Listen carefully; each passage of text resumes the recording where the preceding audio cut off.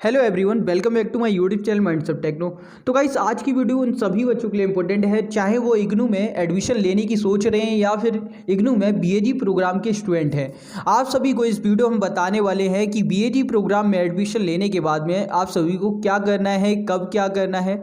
आपकी study material के संदर्भ में आपको बताया जाएगा इस वीडियो में। असाइनमेंट के संदर्भ में बात करेंगे, assignment submission, examination form, examination और आपके स्टडी मटेरियल और आपकी क्लासेस, आपका सिलेबस, प्रिपरेशन स्ट्रेटजीज आपको बताई जाएंगी, प्रीवियस ईयर के बारे में बताया जाएगा और आप सभी के री रजिस्ट्रेशन प्रोसेस। इनफैक्ट जितनी भी आपके पॉइंट टू पॉइंट बातें हैं बीएजी प्रोग्राम के रिलेटेड, वो सभी इस वीडियो में क्लियर आउट की जाएंगी। हम बात करेंगे सिलेबस को लेकर और मेन कोर्सेज को लेकर। तो यार, इस वीडियो को एंड तक देखना। वीडियो पसंद आती है तो प्लीज़ लाइक शेयर जरूर कर देना। अपने सभी फ्रेंड के साथ में इस वीडियो को ज़्यादा से ज़्यादा शेयर कर दें। चैनल पर नए हो तो चैनल को सब्सक्राइब कर लो ताकि और भी अपडेट्स मिलती रहें। तो चलिए शुरू करते हैं आज की इस इम्पोर्टेंट वीडियो को। सो गाइज, आज की वीडियो में बात करने वाले हैं बीएजी प्रोग्राम के बारे में, यानी कि बैचलर ऑफ आर्ट्स जनरल के बारे में। तो यहाँ पर पॉइंट टू पॉइंट बात की जाएगी आप सभी से। आप सभी की जितनी भी क्वेरीज हैं रिजॉल्व होने वाली हैं इस वीडियो के बाद में। तो यार, इस वीडियो को एंड तक जरूर देखें, बिल्कुल भी स्किप ना करें। अगर आप स्किप करते हैं तो कहीं ना कहीं अपने जो क्वेरीज हैं अपने माइंड में घुमाते रहेंगे। तो अगर आप सभी को अपनी क्वेरीज के आंसर चाहिए तो इस वीडियो को एंड तक देखना, क्योंकि इस वीडियो में जितने भी पॉइंट्स हैं आप सभी के, वो सभी क्लियर आउट करने वाले हूँ। चाहे आप न्यू स्टूडेंट है जो एडमिशन लेने की सोच रहे हैं बीएजी में, उनके लिए भी बेस्ट है, और उन सभी बच्चों के लिए जिन्होंने बीएजी प्रोग्राम में एडमिशन ले रखा है। तो यार, इस वीडियो को एंड तक देखें। तो चलिए एक एक करके बात करते हैं। जैसे कि नाम से ही पता है बीएजी, ठीक है, बीएजी प्रोग्राम है आप सभी का ये, यानी कि बैचलर ऑफ आर्ट्स जनरल।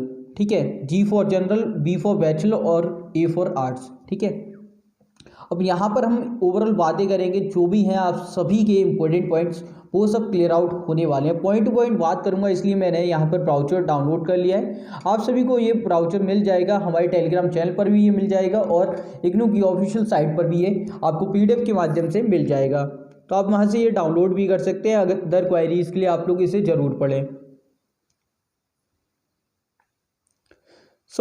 जैसा कि आप सभी को पता है, यूनिवर्सिटी की बात करें तो यहाँ पर आपको फैसिलिटीज़ मिलती हैं कई सारे प्रोग्राम्स को ऑप्ट करने की, कई सारे प्रोग्राम में एनरोल होने की। यहाँ पर आपको सर्टिफिकेट एंड डिप्लोमा कोर्सेज भी दिए जाते हैं, तो आप लोग ऑफर होता है कि आप लोग ज्वाइन कर सकते हैं। ठीक है, ये बात रही यूनिवर्सिटी की। यूनिवर्सिटी में आपको बहुत ज़्यादा फ्लेक्सिबिलिटी मिलती है कि आप अपने एग्जामिनेशन को 5 ईयर के दौरान कभी भी दे सकते हैं, तो इसमें भी कोई दिक्कत नहीं आती।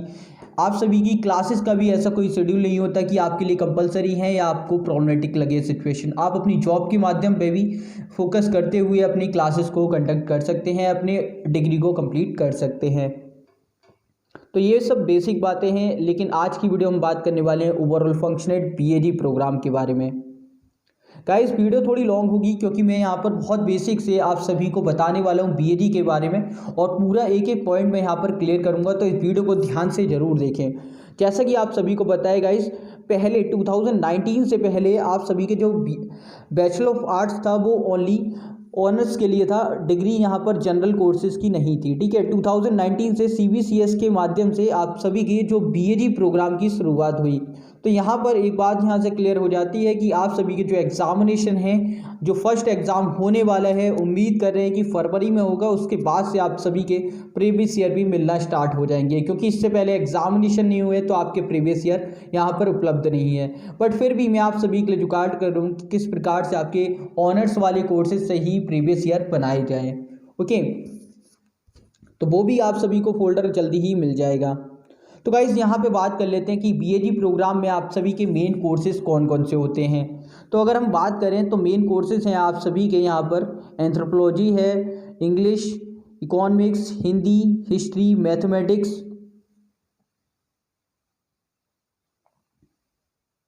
Political science, psychology, public administration, Sanskrit, sociology and Urdu. इन सभी कोर्सेज में से आप लोग 3 कोर्सेज कोई भी सिलेक्ट कर सकते हैं अपनी इंटरेस्ट के हिसाब से। ठीक है, और ये पूरा जो प्रोग्राम आपका होता है 3 ईयर का टोटल, जिसकी ओवरऑल क्रेडिट होते हैं 132 क्रेडिट्स। ठीक है, जो कि मैं अभी ब्रेक बाय ब्रेक आप सभी को बताने वाला हूँ कि इस प्रकार से इनको डिवाइड किया जाता है अलग अलग सेमेस्टर वाइज में। ठीक है,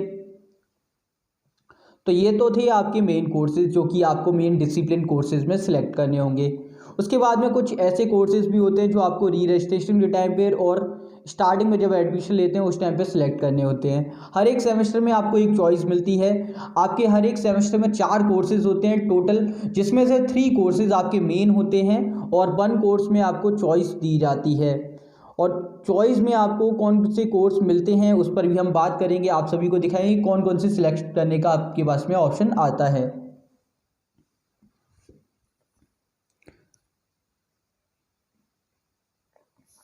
सो गाइस, ओवरऑल आपका जो सेमेस्टर कुछ नज़र आता है, किस प्रकार से आपका एक सेमेस्टर शो करता है उसके ऊपर हम बात कर लेते हैं। जैसे कि मान लीजिए आपने इग्नू में एडमिशन लिया, आपका जो फर्स्ट सेमेस्टर लगेगा तो फर्स्ट सेमेस्टर में कुछ इस प्रकार से आपके कोर्सेज डिनोट होंगे, कुछ इस प्रकार से आपके कोर्सेज होंगे। 3 तो आपके मेन कोर्सेज होंगे। एक लैंग्वेज का कोई भी कोर्स कंपलसरी होता है जब भी आप बीएजी में एडमिशन लेते हैं, ठीक है।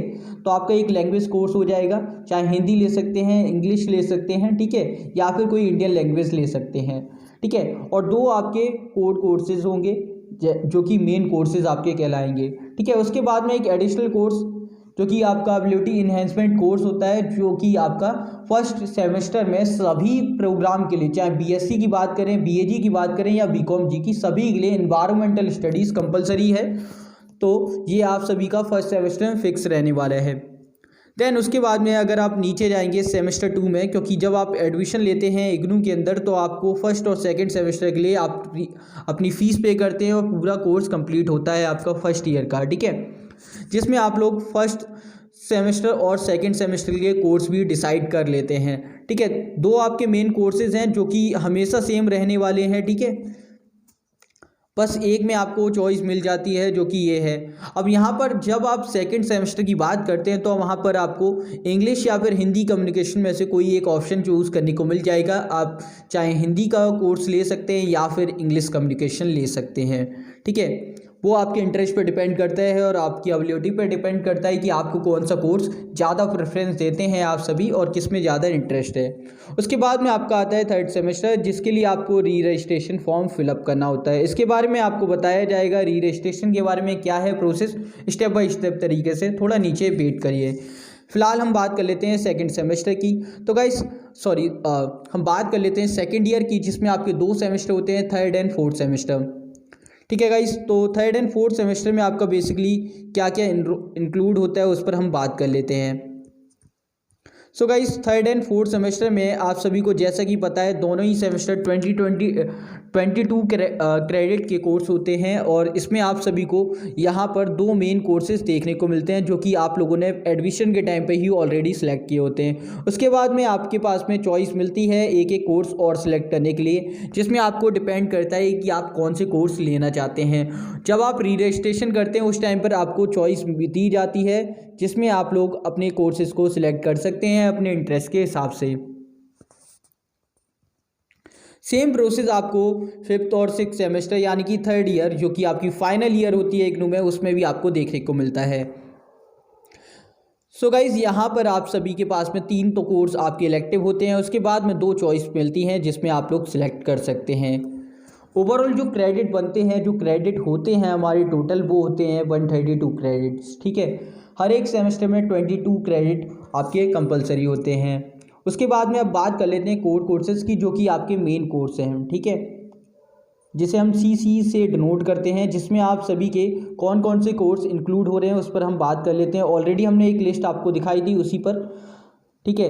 इसमें आपके लैंग्वेज से रिलेटेड कुछ कोर्सेज आ जाते हैं और कुछ ह्यूमैनिटीज़ के जितने भी सब्जेक्ट हैं उसमें से आपको चॉइस मिल जाती है। अब कौन कौन से वो कोर्सेज हैं उन पर हम बात कर लेते हैं। तो गाइज़, यहाँ पर कोर कोर्सेज की लिस्ट यहाँ पर आप सभी को दे रखी है, जिसमें आप लोग चॉइस ले सकते हैं कि कौन से आपको डिपेंड करता है कि आप सभी को चॉइस लेनी है। जैसे कि अगर आपको सेकंड ईयर की हम बात करें या फिर सेकंड सेमेस्टर की हम बात करें फर्स्ट ऑफ ऑल, तो आपके पास में यहाँ पर चॉइस मिल जाती है, इनमें से आप एक कोर्स सिलेक्ट कर सकते हैं।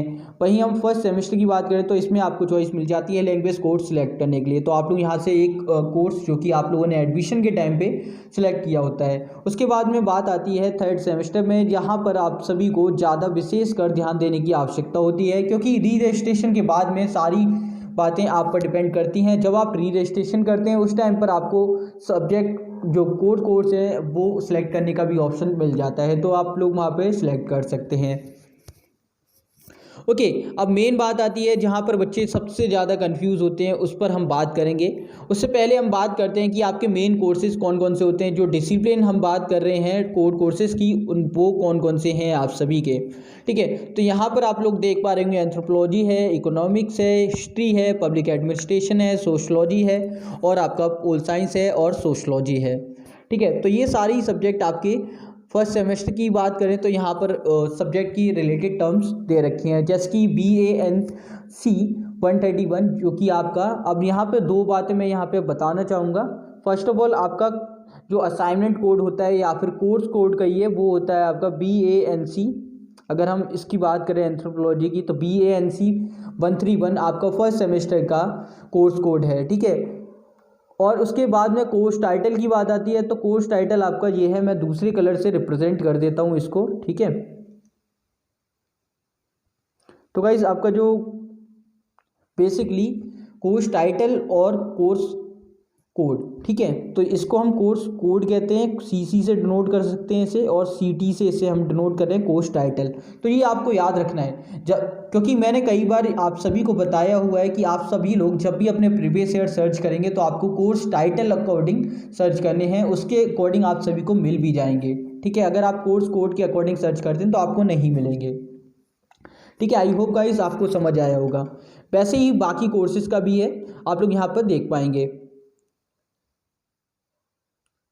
एंड देन यहाँ पर थर्ड सेमेस्टर और फोर्थ सेमेस्टर की भी लिस्ट दे रखी है कि एक्चुअल में उनकी क्या क्या आप सभी को पढ़ना है, टाइटल क्या है, वो सभी लोग आप लोग यहाँ पर देख सकते हैं।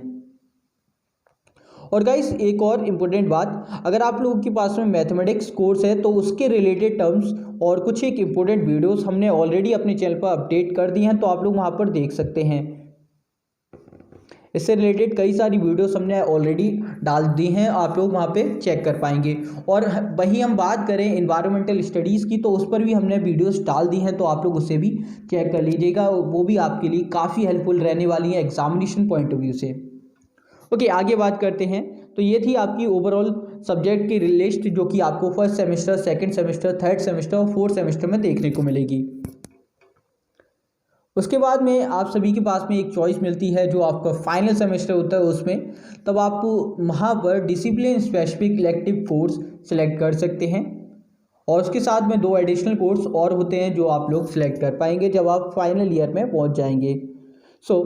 अब यहाँ पे हम एक दो टर्म्स आपके साथ में डिस्कस करेंगे, जैसे एबिलिटी इन्हेंसमेंट कोर्स क्यों लॉन्च किए गए या फिर इसकी क्या विशेषता है। देखो, कई बार आप सभी ने देखा, अगर हम इसमें देखें कि एक्चुअल में मेन कोर्सेज कौन से हैं, तो यहाँ पर एक है इंग्लिश कम्युनिकेशन स्किल, ठीक है, और दूसरा है हिंदी भाषा एवं संप्रेषण। और अगर हम AECC में बात करें तो उसमें आपका एनवायरमेंटल भी स्टडीज़ रिलेट कर जाएगा, ठीक है, वो भी आपका मेन कोर्स है।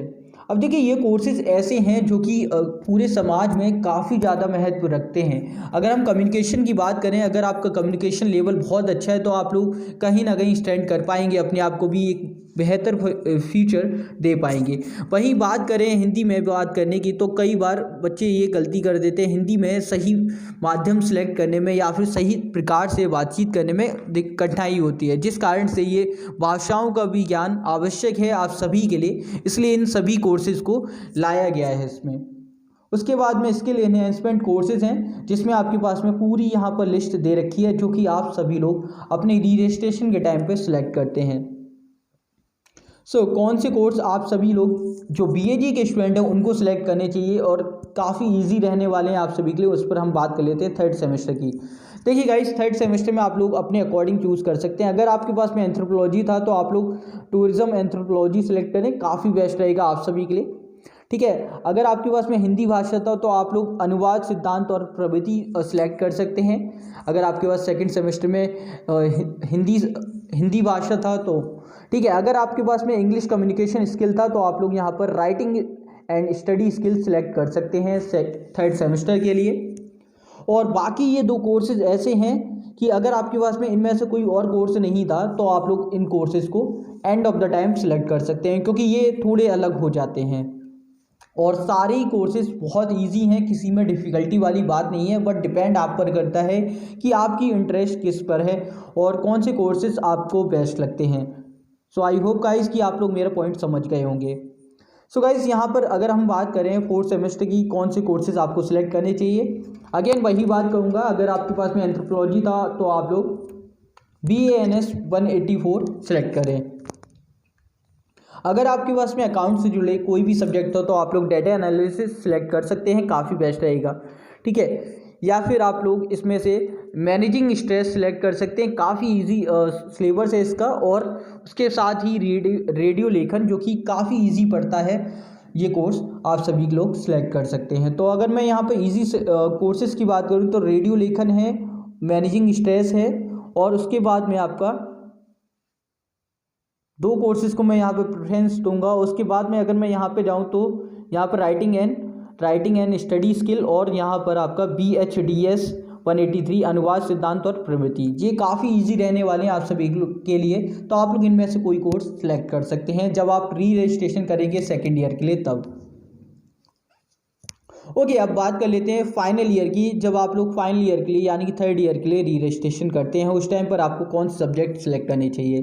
देखिए, अगर आप लोगों ने जो थर्ड और फोर्थ सेमेस्टर था अगर उसमें हिंदी माध्यम से जुड़ा कोई सब्जेक्ट लिया तो आप लोग ये सब्जेक्ट सेलेक्ट कर सकते हैं, काफ़ी इजी रहने वाले हैं क्योंकि आपका इंटरेस्ट ऑलरेडी यहाँ पर बन चुका था रेडियो लेखन के जरिए, ठीक है। तो आप लोग इन सब्जेक्ट को सिलेक्ट कर सकते हैं, काफ़ी इजी रहने वाले हैं और आपकी काफ़ी हेल्प होने वाली है। अगर आप लोगों ने इंग्लिश कम्युनिकेशन सेकेंड सेमेस्टर में सिलेक्ट किया तो आप लोग ये वाला करें, और थर्ड में आपने writing and study skill select किया तो आप लोग ये वाला कोर्स कोड सिलेक्ट कर सकते हैं, क्योंकि वही सेम पैटर्न आप सभी को आगे देखने को मिलेगा। तो बेस्ट रहने वाला है कि आप लोग ये कोर्सेज ज़्यादा अच्छे से पढ़ें और इनको अच्छे से करें। ओके, उसके बाद में अब बात कर लेते हैं किस प्रकार का आपका जेनरिक इलेक्टिव कोर्सेज रहने वाले हैं। देखिए, यहाँ पर आपको चॉइस मिल जाती है जिसमें आप लोग सिलेक्ट कर लेंगे अपने 6 और 5th सेमेस्टर के लिए, ठीक है। इस पर हम अलग से बात करेंगे। फिलहाल हम बात कर लेते हैं प्लानिंग योर बैचलर स्टडीज़। अगर आप बैचलर स्टडीज़ की बात कर रहे हैं और तैयारी करने की शुरुआत कर रहे हैं तो आप लोग कैसे करनी है, और एक्चुअल में जो आप लोगों ने अभी क्रेडिट की हमने बात की तो एक्चुअल में क्रेडिट क्या डिफाइन कर रहा है उस पर भी मैं बात कर लेता हूँ। एक छोटा सा पॉइंट आपके साथ में शेयर करूँगा कि एक्चुअल में क्रेडिट कुछ खास नहीं है, आपके मार्क्स से रिलेटेड नहीं है, कोई ऐसी कोई टर्म नहीं है क्रेडिट का सीधा संबंध है आपकी स्टडी आवर्स को लेकर, ठीक है। आपकी 30 आवर्स की स्टडीज़ को ये डिनोट करता है, ये डिनोट करता है आपके एक कोर्स को। अगर आपका एक कोर्स 4 क्रेडिट का है तो उसके लिए आपको कंप्लीट करने के लिए कम से कम 120 आवर्स देने पड़ेंगे, जिसमें आपका कोर्स अच्छे से कवर अप हो पाएगा। ऐसा ही आप सभी लोग रेगुलर क्लासेस के लिए देख पाते हैं, जो रेगुलर कॉलेज के बच्चे हैं उनके लिए यही पैटर्न अपनाया जाता है। अगर कोई कोर्स 4 क्रेडिट का है तो उनकी 60 क्लासेस दी जाती हैं, लेकिन आप सभी लोगों की प्रॉपर क्लास नहीं होती, ओनली डाउट सेशन होते हैं। तो अगर आपका 4 क्रेडिट का कोर्स है तो गाइज आप सभी की जो क्लासेस लगेगी टोटल डाउट सेशन वो 6 या 5 डाउट सेशन लगते हैं, जो कि सैटरडे संडे ऑनलाइन। अब तो पहले होता था कि ऑफलाइन माध्यम से, बट अभी क्या है स्टडी सेंटर्स क्लोज हैं तो आपकी ऑनलाइन क्लासेस चलती हैं, जिसका शेड्यूल आप सभी को ऑफिशियल वेबसाइट पर आपकी आरसी की मिल जाएगा और आप सभी को ईमेल और एसएमएस के जरिए भी इंफॉर्मेशन दी जाती है। ओके, और आप लोग हमारे टेलीग्राम चैनल से जुड़ सकते हैं, वहाँ पर भी स्टेटस और शेड्यूल अपडेट कर दिए जाते हैं। सो गाइस, यहाँ पर आप सभी को स्टडीज़ किस प्रकार से करनी है उसके बारे में यहाँ पर छोटी छोटी बातें हैं कि एक्चुअल में अगर आपके पास में मैंने एक वीडियो बनाई है इसके माध्यम पे, तो आप लोग उस वीडियो को ज़रूर देख लेना। उसमें मैंने एक बात शेयर की है किस प्रकार से आपको स्टडीज़ करनी है। यहाँ पर बेसिक सी बात है, देखिए अगर आप लोग इग्नू का मटेरियल प्रेफरेंस करते हैं वो वेल डिफाइन है और वेल कलेक्टेड है, ठीक है, तो उसको अच्छे से करें। कोई और बुक खरीदने की आवश्यकता बिल्कुल नहीं है, किसी और बुक में आप लोग अपना पैसा और टाइम वेस्ट बिल्कुल ना करें। उसके बाद में हम बात कर लेते हैं फ़ीस स्ट्रक्चर की, क्योंकि कई बार हमारे सामने समस्या आती है कि कितनी फ़ीस पे करनी है और क्या है शेड्यूल, तो वो सारी बातें मैं इसमें क्लियर आउट कर देता हूँ। तो गाइस, जब भी आप एडमिशन लेते हैं तो आप सभी को 2400 यहाँ पर पे करनी पड़ती है, उसमें आपकी 200 रुपीज़ रजिस्ट्रेशन चार्जेस भी इंक्लूड होते हैं, तो ओवरऑल आपकी 2600 फीस हो जाती है। ओके, और अगर हम बात करें टोटल फीस की तो वो है आपकी 7200, यानी कि 7200 रुपये आपकी ओवरऑल कोर्स की फ़ीस है। ठीक है गाइस। और जब आप सेकेंड ईयर का री रजिस्ट्रेशन करते हैं तो आपको सिर्फ 2400 रुपीज़, अब इसमें थोड़े चार्जेस एक्स्ट्रा हो गए हैं, तो आप लोग एक बार लेटेस्ट भी चेक कर लेना, उसका भी शेड्यूल मैं डाल दूंगा। ओके, आगे बात कर लेते हैं आपके री रजिस्ट्रेशन को लेकर। तो गाइस री रजिस्ट्रेशन बेसिकली कुछ खास नहीं है, बट इसमें एक मेन बात है कि आपका री रजिस्ट्रेशन किसको डिफाइन कर रहा है वो मैं बता देता हूँ। और देखिए, जब आप एडमिशन ले लेते हैं, आपकी ईयर कंप्लीट होने वाली होती है, तब आपके पास में री रजिस्ट्रेशन का ऑप्शन आता है। जैसे कि मान लीजिए आप लोगों ने जुलाई 2000 सेशन में एडमिशन लिया है 2020 में, तो आपको री रजिस्ट्रेशन जून 2021 से कुछ समय पहले ही ओपन हो जाते हैं पोर्टल, तो आप लोग वहाँ पर री रजिस्ट्रेशन कर पाएंगे। री रजिस्ट्रेशन का सिंपल सा मीनिंग ये है कि आप लोग अपनी सेकेंड ईयर की फ़ीस पे कर रहे हैं। ठीक है, सेकेंड ईयर की कहें या फिर आप थर्ड ईयर की, बिकॉज यहाँ पर क्या है कि अगर कोई बच्चा सेकेंड ईयर में तो वो थर्ड ईयर की करेगा। ठीक है, तो वो अपनी नेक्स्ट ईयर की फ़ीस पे कर रहा है और अपने नेक्स्ट ईयर के कुछ कोर्सेज जो कि चॉइस मिलती है उनको सिलेक्ट कर रहा है। तो ये सारी बातें होती हैं। लेकिन यहाँ पे एक की पॉइंट नोट करिएगा कि जब भी आप लोग री रजिस्ट्रेशन कर रहे हैं तो अपनी बुक्स के माध्यम को बहुत अच्छे से सिलेक्ट कर लेना। देखिए, कई बार बच्चे ये गलती कर देते हैं कि वो सॉफ्ट कॉपी पर सिलेक्ट कर लेते हैं, उससे क्या होता है कि आप सभी को बुक्स नहीं मिलती प्रिंटेड फॉर्म में। समझ पा रहे हो? फिर आप सभी को पीडीएफ के माध्यम से अपनी स्टडीज़ को कंटिन्यू करना पड़ेगा। आप सभी के घर पे बुक्स नहीं आएंगी, ना ही आप इग्नू से डिमांड कर सकते हैं बुक्स की, क्योंकि आप लोगों ने ऑलरेडी यहाँ पर पीडीएफ सिलेक्ट किया है, तो आपको 15% डिस्काउंट मिल जाता है। आई होप ये क्लियर हो गया होगा। अगर आप लोगों को प्रिंटेड फॉर्म में बुक्स चाहिए तो आप लोग हार्ड कॉपी उस टाइम पर सिलेक्ट करें जब आप री रजिस्ट्रेशन करेंगे और एडमिशन लेंगे तो।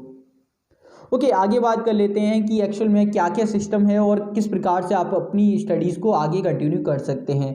तो गाइज़, यहाँ पर अगर हम बात करें तो इग्नू का मटेरियल काफ़ी अच्छा होता है, जो कि सेल्फ लर्निंग मटेरियल, जिसे हम SLM कह रहे हैं। अब इसका सिंपल सा मीनिंग ये है गाइस कि आप लोग खुद से इस मटेरियल को पढ़ सकते हैं, अपनी तैयारी खुद से कर सकते हैं, आपको किसी ट्यूटर की हेल्प लेने की आवश्यकता नहीं पड़ेगी। ठीक है, अगर आप लोग इस बुक को फॉलो करते हैं तो वेल डिफाइन है और आपको कोई और बुक खरीदने की आवश्यकता नहीं पड़ती। और अगर आपको और इसके अलावा चाहिए तो आप लोग इग्नू की वेबसाइट पर विजिट कर सकते हैं, वहाँ पर कई सारे कोर्सेज आपको मिल जाएंगे इससे रिलेटेड।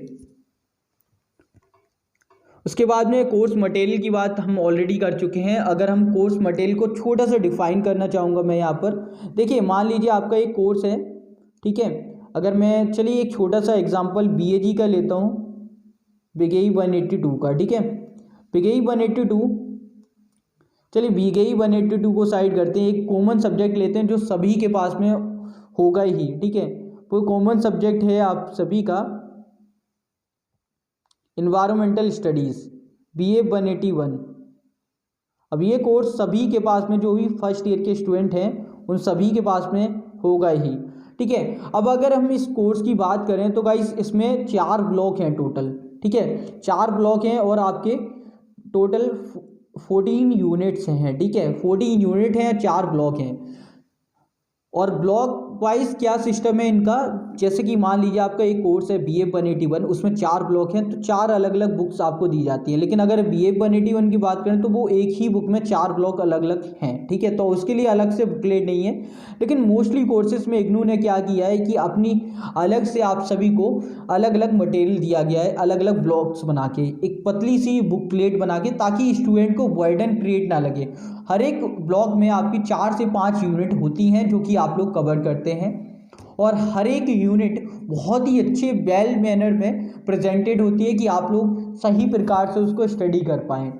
फर्स्ट ऑफ ऑल आपको सभी को स्ट्रक्चर गिवन होता है। उसमें स्ट्रक्चर में क्या है कि आपका जो कोर्स है उसके बारे में टॉपिक्स डिफाइन होते हैं कि एक्चुअल में आप लोग इस पूरे यूनिट में क्या पढ़ने वाले हैं। उसके बाद में बात आती है आपके इंट्रोडक्शन की। इंट्रोडक्शन में बेसिकली आप सभी को ये बताया जाता है कि आप इस यूनिट में क्या पढ़ने वाले हैं और इससे प्रीवियस में आपने क्या पढ़ा, ठीक है। तो ये बात हुई आपके इंट्रोडक्शन और स्ट्रक्चर की। उसके बाद में आप सभी के कुछ एक बॉक्सेस में काफ़ी अच्छी इन्फॉर्मेशन दे रखी होती है। और अगर हम बात करें तो आप सभी को बहुत अच्छे से SCQ टाइप क्वेश्चन भी गिवन होते हैं और आप सभी को टॉपिक वाइज वहाँ पर जितने भी आपके टॉपिक्स हैं वो सभी गिवन होते हैं। पूरा कंटेंट वेल मैनर में प्रेजेंटेड होता है। एंड ऑफ द टाइम जब आप पूरा यूनिट कवर कर लेते हैं उसके बाद में आपका रिवीजन पोर्शन भी गिवन होता है, जिसमें आप 1 पेज में पूरा रिवाइज कर सकते हैं यूनिट को। उसके बाद में लास्ट बच जाती है आपका TMA यानी कि टर्मिनल क्वेश्चंस, और ये भी वेल मैनर प्रेजेंटेड होते हैं। टर्मिनल क्वेश्चन के बाद में आप सभी को आंसर्स भी गिवन होते हैं, जिसमें आप लोग चेक कर पाते हैं कि हाँ मैंने प्रैक्टिस कर ली और ये मेरे आंसर है, मैं मैच कर लेता हूँ इसको, ठीक है। तो आप लोग इस प्रकार से अपनी चेक भी कर सकते हैं। तो ये था पूरा यूनिट का स्ट्रक्चर।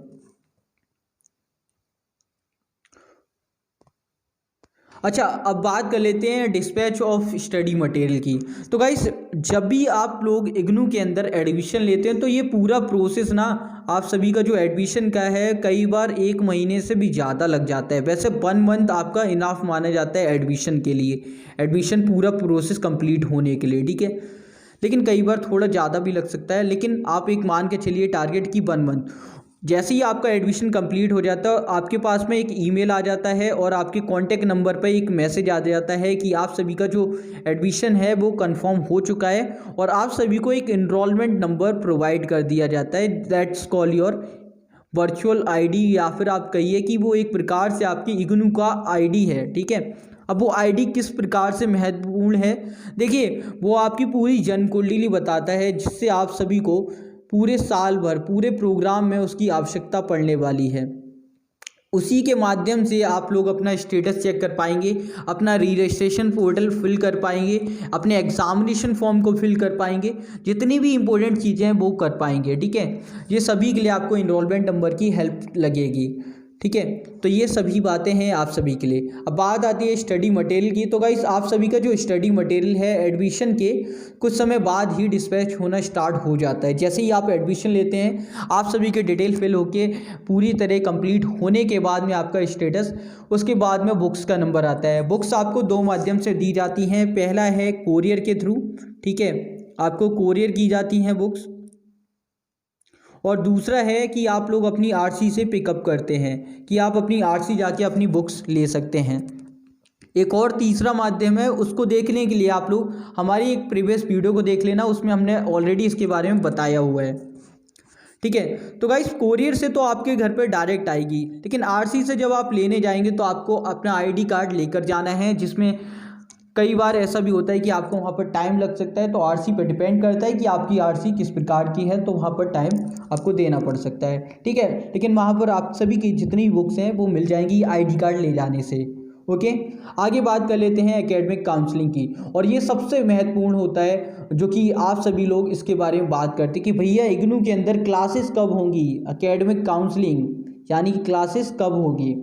अब देखिए आप सभी को एक बात याद रखनी है कि आप लोग एक डिस्टेंस एजुकेशन सिस्टम का एक अभिन्न अंग बन जा रहे हैं, ठीक है। यानी कि आप इग्नू में एडमिशन ले चुके हैं तो आप एक डिस्टेंस यूनिवर्सिटी में एडमिशन ले चुके हैं। तो यहाँ पर एक्सपेक्टेशन बिल्कुल ना करें कि आपकी रेगुलर क्लासेस होने वाली हैं, क्योंकि गाइस यहाँ पर रेगुलर क्लासेस का कोई प्रावधान नहीं है। आप सभी के डाउट सेशन होते हैं जो सैटरडे संडे लॉकडाउन से पहले, कोविड से पहले ये सभी लगा करते थे स्टडी सेंटर्स पर, ठीक है। अब क्या है कि आप सभी की गिनी चुनी क्लासेस होती हैं जिसमें आप लोग डाउट सेशन पूछ सकते हैं, जो कि ऑनलाइन माध्यम से होती हैं।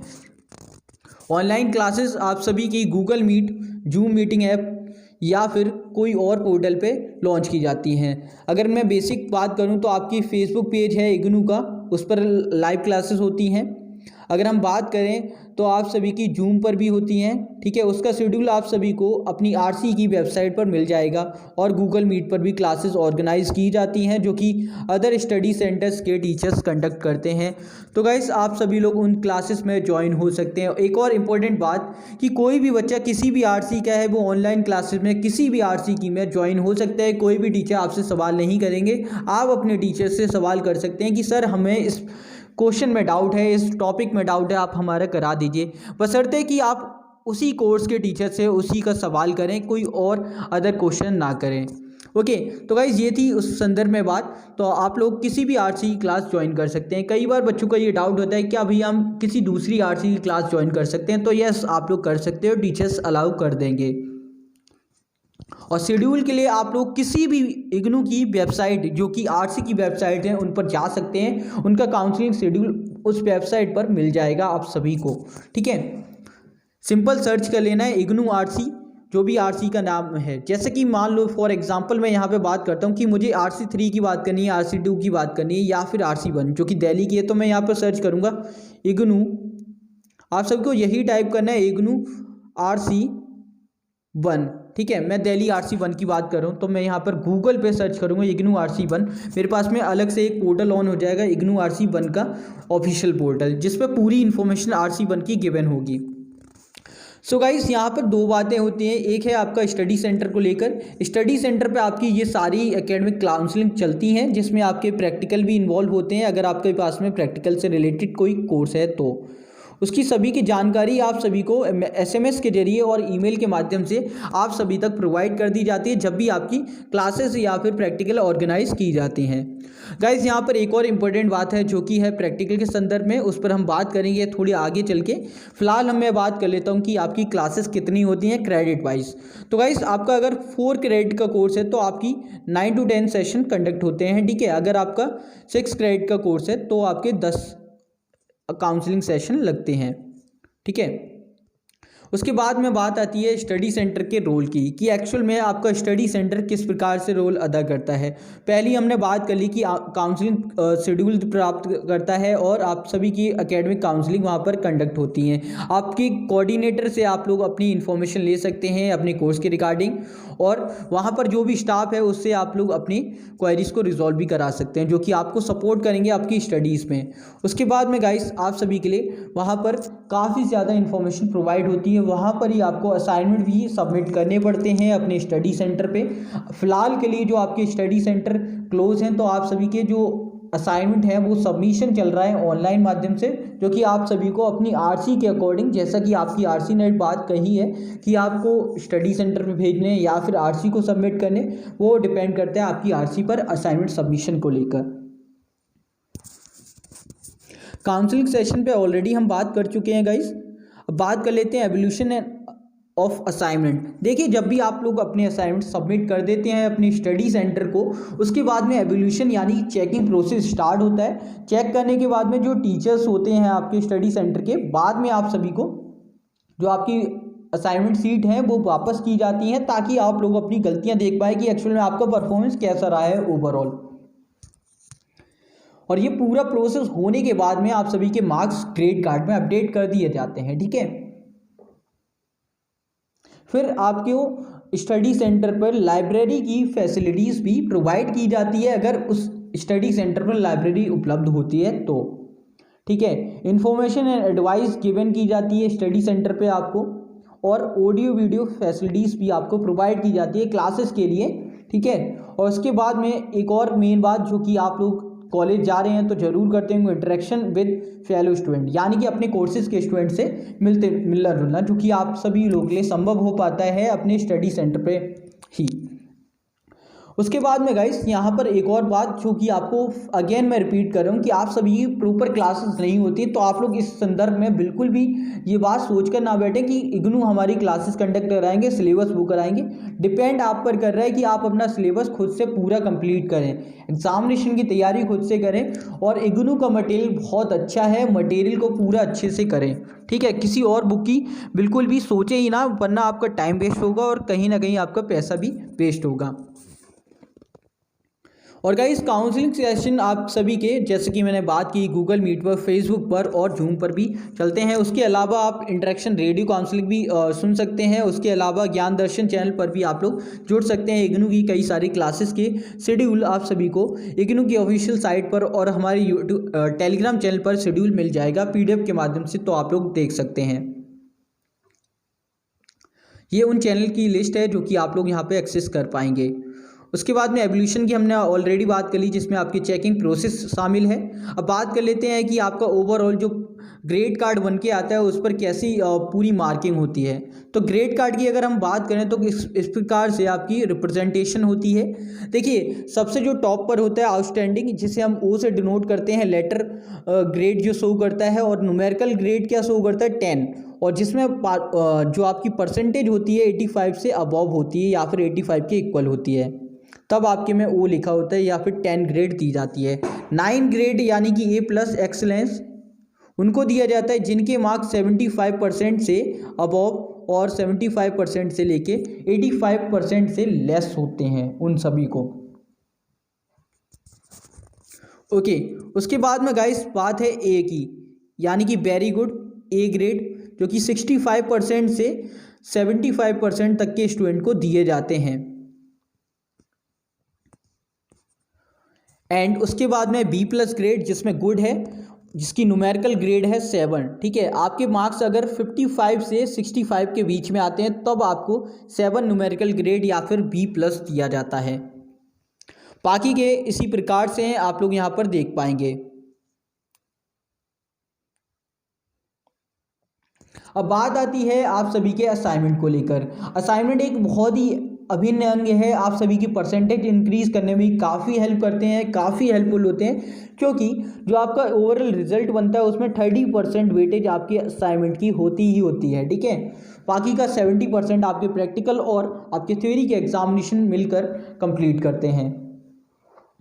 सो गाइस, आपका जनरली जो असाइनमेंट होता है वो 100 मार्क्स का होता है, और 100 में से आपको 35% मिनिमम चाहिए पास होने के लिए, क्योंकि आप सभी को असाइनमेंट अलग से पास होना पड़ता है और टर्मिनल एग्जामिनेशन में अलग से, जो थ्योरी के एग्जाम होते हैं उसमें। ठीक है, आपको इंडिविजुअली दोनों में स्कोर करना होता है मिनिमम 35%, ताकि आप लोग पास हो पाएँ। उसके बाद में ओवरऑल रिजल्ट आपका तैयार कर दिया जाता है कुछ इस प्रकार से कि अगर आप मान लीजिए आप सभी के जो थ्योरी का एग्जामिनेशन है उसमें 70 में से वेटेज ली जाती है, तो मान लीजिए 70 में से आपके आ गए यहाँ पर जो थ्योरी का एग्जामिनेशन मैं टी से डिनोट करूँ, उसमें आपके 70 में से 60 मार्क्स आ गए। ठीक है, और आपका असाइनमेंट है जिसमें आपके 100 में से आप सभी के ए से डिनोट कर रहा हूँ मैं इसको, असाइनमेंट को, आपके आ गए 100 में से 100 आउट ऑफ 40। ठीक है, आपके आगे 40 या फिर मान लीजिए चलिए 40 मार्क्स आ गए आपके। तो अगर इसका 1/3 निकालें तो कितना होगा, 1/3 बेसिकली आपका कितना हो जाएगा, इसका 12 हो जाएगा। ठीक है, 12 मार्क्स आपको यहाँ पर मिले, तो प्लस कर दीजिए 60 + 12। सो आपका ओवरऑल जो रिजल्ट बन के आता है वो आता है 72 मार्क्स आउट ऑफ 100। ठीक है, तो कुछ इस प्रकार से आपका रिजल्ट तैयार हो जाता है। आई होप आपको क्लियर हो गया होगा। और गाइस, असाइनमेंट सबमिट करना कंपलसरी होता है इग्नू के अंदर। आप लोगों को सभी कोर्सेज के जिसका भी एग्जामिनेशन फिलअप करना है उसके असाइनमेंट सबमिट करने कंपलसरी होते हैं। ठीक है, असाइनमेंट किस प्रकार से बनाना है, क्या क्या डिटेल फिलअप करनी है, किस प्रकार से आपको फाइल क्रिएट करनी है, कौन से पेजेस यूज़ करने हैं, सारी बातें एक स्पेशल वीडियो में दे रखी है, बहुत ही स्पेशल वीडियो असाइनमेंट के संदर्भ में, तो उससे देख लेना, उसमें आपकी सारी डाउट क्लियर आउट हो जाएंगी। उसके बाद में बात आती है टर्म एंड एग्जामिनेशन को लेकर। टर्म एंड एग्जामिनेशन आपके जनरली जून और दिसंबर में कंडक्ट किए जाते हैं। उन सभी के संदर्भ में आप सभी को जानकारी दी जाती है पहले ही, और उसका जो एग्जामिनेशन फॉर्म होता है वो 31 मार्च को या फिर आप कहें 30 सितंबर को निकल जाता है। जो 31 मार्च को निकलता है वो है आपका जून एग्जामिनेशन के लिए, और जो 30 सितंबर को रिलीज़ किया जाता है वो है दिसंबर एग्जामिनेशन को लेकर। और ये सभी जानकारी आप सभी को हमारे चैनल के माध्यम से भी प्रोवाइड की जाती है, और इग्नू की ऑफिशियल साइट पर भी ये सारी जानकारी डे टू डे अपडेट की जाती हैं। और गाइस, यहाँ पे एक और अमेजिंग बात ये है कि आप सभी लोग पास हैं या नहीं ये डिपेंड नहीं करता। अगर आप लोगों की ईयर कंप्लीट हो जाती है तो आप डायरेक्टली सेकंड ईयर में प्रमोटेड हो जाते हो। ठीक है, तभी आप लोग ईयर 1 कंप्लीट होने पर ही सेकंड ईयर के लिए री रजिस्ट्रेशन कर देते हैं। उसमें डिपेंड नहीं करता कि आप पास हैं या फेल हैं, उससे डिपेंड नहीं करता। ठीक है, सो मिनिमम आपको स्कोर कितना करना है वो है 35%। ठीक है, अगर आप इससे लेस स्कोर करते हैं तो आप फेल की कैटेगरी में आ जाएंगे। तो मिनिमम स्कोर आप लोग याद रखें और इससे ज़्यादा ही करने की कोशिश करें, ठीक है। आप लोग अपनी तैयारी अच्छी रखेंगे तो कोई दिक्कत नहीं आने वाली। एग्जामिनेशन फ़ीस की अगर हम बात करें तो 150 रुपीज़ हर एक कोर्स के लिए आपको पे करनी पड़ती है एग्जामिनेशन फ़ीस, जो कि पूरा प्रोसेस ऑनलाइन है, आप लोग ऑनलाइन कर सकते हैं, ठीक है। अगर आप किसी एग्जामिनेशन में फेल हो जाते हैं, इस लाइन को ज़रा ध्यानपूर्वक समझने का प्रयास करें। Examination fees once paid is neither refundable nor adjustable. देखिए, जो एग्जामिनेशन फीस आप पे करते हैं वो ना ही रिफंडेबल है, ना ही एडजस्ट की जाएगी आगे एग्जामिनेशन के लिए, ठीक है। If the learner fail to appear in the examination, अगर आप फेल हो जाते हैं अपेयर करने से, यानी कि रह जाते हैं कि अपेयर नहीं कर पाते, जैसे कि मान लीजिए आपका जून में एग्जामिनेशन होना था, आपने एग्जामिनेशन फॉर्म फिलअप कर दिया, फीस पे कर दी, बट आप एग्जामिनेशन में अपेयर नहीं कर पाए अपने कारणों की वजह से, तो आपकी ना फीस रिफंड की जाएगी ना ही एडजस्ट की जाएगी आगे के एग्जामिनेशन के लिए, ठीक है। आपको अगेन दोबारा पे करनी पड़ेगी। बट अभी जैसी सिचुएशन बनी जैसे कोविड के कारण, तो काफ़ी बच्चों ने जून में एग्जामिनेशन फ़ीस पे की थी, तो उन सभी की फ़ीस को क्या किया, एडजस्ट कर दिया गया, ठीक है। एडजस्ट कर दिया, रिफंड नहीं होती, एडजस्ट हो गई, ठीक है। एडजस्ट कब हुई, पहले हो गई दिसंबर एग्जामिनेशन के लिए, फिर अगेन कर दी आप सभी की जो फरवरी में एग्जामिनेशन होने वाले उसके लिए। अगेन यहाँ पर देखें तो जो बच्चे प्रमोट हो गए, जो एग्जामिनेशन फरवरी में देना नहीं चाहते, उन्हीं के लिए जून के लिए एडजस्ट कर दी। तो यहाँ पर देखिए कि बच्चों की गलती नहीं है, यहाँ पर कोविड के कारण ये सिचुएशन बेकार हुई, जिस कारण जिससे ये फीस आप सभी की एडजस्ट की गई, ठीक है। तो ऐसे ही कंडीशन में आपकी फ़ीस को एडजस्ट किया जाता है और कोई कंडीशन नहीं बनती। अब बात करते हैं हॉल टिकट के बारे में। तो गाइस, हॉल टिकट और डेट शीट, देखिए डेट शीट जो होती है आपकी वो 1 मंथ पहले रिलीज़ कर दी जाती है एग्जामिनेशन से पहले, और जो हॉल टिकट है गाइस जो आपकी 7 और 10 डेज बिफोर आती है एग्जामिनेशन से पहले, ठीक है। जैसे कि मान लीजिए आपके एग्जामिनेशन 10 जून को से स्टार्ट होने वाले, तो जो आपकी डेट शीट है वो 1 तारीख से लेके 3 तारीख के बीच में अनाउंस कर दी जाती है। तो आप लोग वहाँ से अपनी जो हॉल टिकट है उसको जनरेट करके प्रिंट आउट निकलवा लीजिए, ठीक है। उसके बाद में एग्जामिनेशन डेट शीट, ऑलरेडी हमने बात कर ली कि एग्जामिनेशन 1 मंथ पहले इजीली ये अपडेट कर दी जाती है। So guys, early declaration of result की बात हम बाद में करेंगे, क्योंकि ये सारी प्रोसेस अलग हैं, इसकी अभी आपको आवश्यकता नहीं है। अगर कोई भी स्टूडेंट ऐसा है जिसको आवश्यकता लगती है कि भैया हमें बहुत जल्दी रिज़ल्ट चाहिए, जैसे कि कई बार ऐसा होता है रिज़ल्ट आने में देर लगती है, तो ऐसी फ़ीस पे करके आप लोग अपने जो रिज़ल्ट है वो जल्दी प्राप्त कर सकते हैं। उसके लिए आपको इग्नू हेड ऑफिस में कांटेक्ट करना पड़ेगा। पूरा प्रोसेस आप सभी को अलग से वीडियो में मिल जाएगा।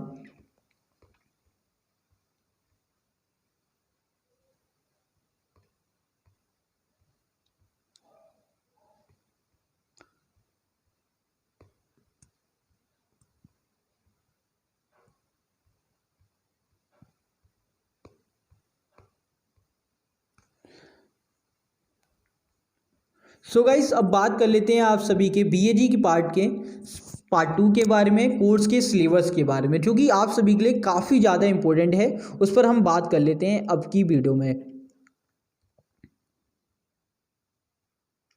सो गाइस, यहाँ पर आप सभी को सिलेबस मेंशन है, तो ये सभी पीडीएफ आप सभी को हमारे टेलीग्राम चैनल पर मिल जाएंगी, तो पीडीएफ फाइल आप लोग वहाँ से डाउनलोड कर सकते हैं।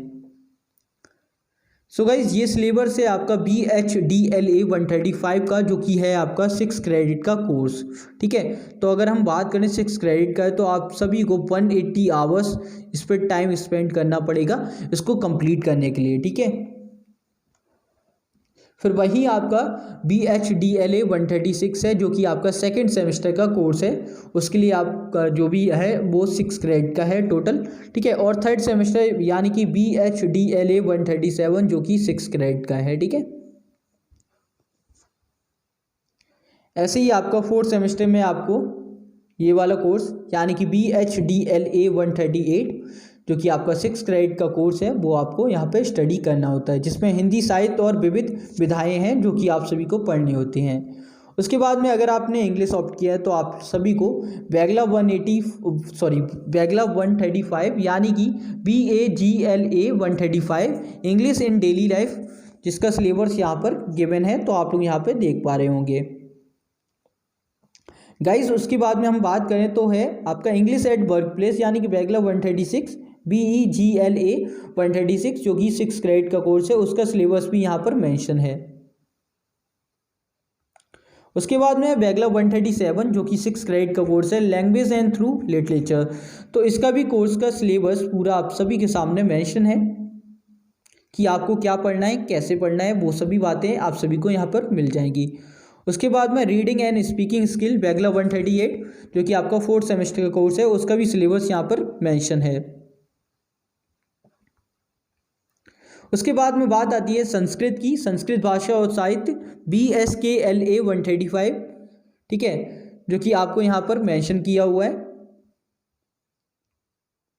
उसके बाद में उर्दू कोर्स भी यहाँ पर मेंशन है BUDLA 135।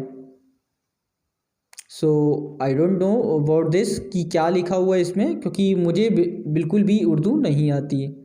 सो सॉरी, इसके लिए आप लोग जिनको भी उर्दू आते हैं वो पढ़ सकते हैं। उसके बाद में डिसिप्लिन कोर्सेज़ की अगर हम बात करें तो यहाँ पर आपका एंथ्रोपोलॉजी है जिसका कोर्स कोड है BANC 131 जिसका पूरा सिलेबस यहाँ पे ऑलरेडी मेंशन किया हुआ है। अब सिलेबस क्या है आप सभी का यहाँ पर आप सभी को दिखाई दे रहा होगा। देखिए टोटल कितने ब्लॉक हैं इसमें, 4 ब्लॉक हैं, ठीक है। और यूनिट की अगर हम बात करें टोटल यूनिट हैं आपकी 12, ठीक है। यूनिट बेसिकली आपका चैप्टर्स को डिनोट कर सकता है, ठीक है, और जो ब्लॉक हैं बेसिकली बुकलेट को डिनोट करते हैं। सो इससे आप लोग एक अंदाज़ा, एक आइडिया बना के चलें अपनी स्टडी प्रिपरेशन के दौरान। फिर आपकी फंडामेंटल ऑफ बायोलॉजिकल एंथ्रोपोलॉजी है जो कि आपका 2nd सेमेस्टर का कोर्स है BANC 132, इसका भी सिलेबस यहाँ पर मेंशन है। फिर आपका 3rd सेमेस्टर का BANC 133 जो कि 6 क्रेडिट का कोर्स है, उसका भी सिलेबस यहाँ पर ऑलरेडी मेंशन है। सो आप सभी की ये प्रॉब्लम भी दूर हो जाएगी कि सिलेबस कहाँ से और कैसे डाउनलोड करना है। तो सिलेबस इस प्रकार से आप लोग अपना चेक कर सकते हैं, जितने भी BAG के स्टूडेंट है वो लोग यहाँ से अपना सिलेबस चेक कर सकते हैं। सो आप सभी लोग देख लेना, इसका PDF मैं शेयर कर दूंगा। आगे हम कुछ एक और इम्पोर्टेंट बातें हैं उनको देख लेते हैं, उसके बाद में इस वीडियो को भी विराम देते हैं। वीडियो पसंद आती है प्लीज़ लाइक शेयर जरूर कर देना सभी स्टूडेंट के साथ में, और हमारे चैनल से जुड़ने के लिए आप लोग हमें हमारे चैनल को सब्सक्राइब कर सकते हैं, हमें इंस्टा पर और ट्विटर पर फॉलो कर सकते हैं। सभी का लिंक आप सभी को डिस्क्रिप्शन बॉक्स में दिया जाएगा, आप लोग वहाँ से चेक कर पाएंगे। सो गाइस ये सभी आपका सिलेबस है, ठीक है। मैं इसको थोड़ा निकाल देता हूँ ताकि आप सभी से जो इम्पोर्टेंट बातें हैं वो कर पाएँ। सो यहाँ पर ये हमारा एंड ऑफ द सिलेबस है, यहाँ पर हमारा सिलेबस कंप्लीट हो जाता है। तो गाइस यहाँ पर हमने बात कर ली आप सभी के स्टडी मटेरियल को लेकर। अगर आप सभी को स्टडी मटेरियल नहीं मिला है तो आप लोग स्टडी मटेरियल वाली बुक को जो हमारी वीडियो है उसको ज़रूर देख लेना। 2 माध्यम है आपके पास में यहाँ पर कि या तो आप लोग अभी क्या करें सॉफ्ट कॉपी डाउनलोड कर लें ई-ज्ञान कोश से, तो वहाँ से अपनी स्टडीज़ को स्टार्ट कर दें, ठीक है। और दूसरा माध्यम है कि अपनी RC से कांटेक्ट करें, वहाँ से आपकी बुक्स मिल जाएंगी। अब बात कर लेते हैं इग्नू असाइनमेंट की। तो गाइस इग्नू असाइनमेंट के लिए आप लोग इग्नू की जो वेबसाइट है या फिर आप गूगल पे सिंपली सर्च करिए इग्नू असाइनमेंट, ठीक है। आप सिंपली उस पोर्टल पे चले जाएंगे, कौन सा पोर्टल है वो मैं दिखा देता हूँ आप सभी को, ज़्यादा इजीली हो जाएगा आप सभी के लिए। आप सिंपली इग्नू की साइट पर आइए, ठीक है, और डाउनलोड वाले ऑप्शन में आपको जाना है सेक्शन में। जैसे ही आप डाउनलोड सेक्शन में जाते हैं आप सभी को यहाँ पर असाइनमेंट का मिल जाएगा। यहाँ पर देखिए असाइनमेंट है, क्लिक करते ही आप लोग इस पोर्टल पे आ जाते हैं। ये सभी के लिए यही पोर्टल है इग्नू का, जितने भी असाइनमेंट है सारे ही असाइनमेंट आपको यहाँ पर मिल जाएंगे, किसी और पोर्टल पे जाने की आवश्यकता बिल्कुल नहीं है, ठीक है। तो आप सभी को यहाँ पर सारे ही असाइनमेंट मिल जाएंगे। उसके बाद में गाइस अगर बात करें आपके एग्जामिनेशन की, तो एग्जामिनेशन जून और दिसंबर में होते हैं, उस सभी के बारे में डिटेल आप सभी को टाइम टू टाइम मिलती रहेगी। अब एक छोटी सी बात करेंगे स्टडी किस प्रकार से करनी है। तो गाइस स्टडी के लिए आप लोग इग्नू का जो मटेरियल है उसको टू द पॉइंट पढ़ना स्टार्ट करें, ठीक है। और उसकी टॉपिक वाइज अगर आपको किसी प्रॉब्लम आती है किसी टॉपिक में तो आप लोग उसके लिए इंटरनेट पे सहायता ले सकते हैं, यूट्यूब पर देख सकते हैं, काफ़ी सारी वीडियोस काफ़ी सारी चैनलें बना रखी हैं। सिलेबस ऑलरेडी हमने डिस्कस कर लिया। प्रिपरेशन स्टडीज़ की अगर मैं बात करूं तो कुछ एक यहाँ पर शेयर करना चाहूँगा आप सभी के साथ में। देखिए आप सभी लोग प्रीवियस 3 ईयर क्वेश्चन पेपर कर लीजिए।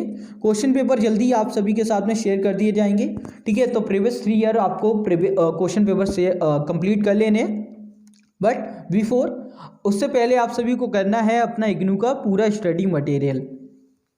मैं यहाँ पर किसी भी गाइड या फिर किसी अदर पब्लिकेशन की बुक का सपोर्ट नहीं कर रहा हूँ, ना ही मैं रिकमेंड कर रहा हूँ। आप सभी को अपना इग्नू का मटेरियल ही करना है।